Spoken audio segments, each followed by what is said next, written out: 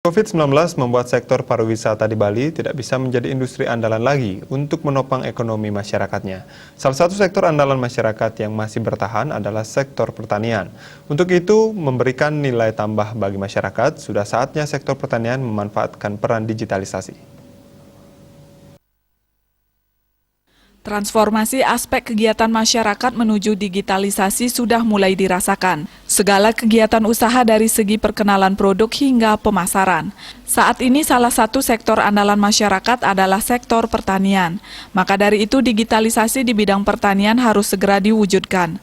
Realisasi digitalisasi di bidang pertanian bisa diwujudkan melalui pemanfaatan teknologi digital untuk proses pemeliharaan ataupun perawatan dari pertanian tersebut, pemasaran produk pertanian hingga menarik minat masyarakat melalui kemasan yang menarik.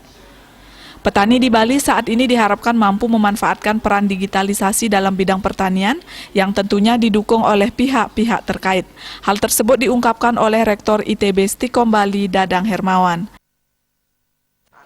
Ya, saya kira memang di Bali ini kan sektor pariwisata yang utama dan sekarang terkena dampak yang sangat luar biasa, dan sektor pertanian menjadi yang sektor yang kedua dan juga mungkin ke depan bisa diandalkan. Tetapi lagi-lagi ya, bagaimana sektor pertanian ini juga bukan hanya bertani secara konvensional, ya, gimana supaya pertanian ini secara teknis mengolah pertanian pun harus sudah memakai digital supaya anak-anak muda kita yang notabene kaum milenial ini juga senang atau enjoy dengan pertanian ini. Kemudian setelah itu juga masuk ke sektor hilirnya, yaitu bagaimana memasarkan. Tidak akan menjadi suatu solusi juga bagi masyarakat pertanian untuk menaikkan kesejahteraan daripada komunitas pertanian.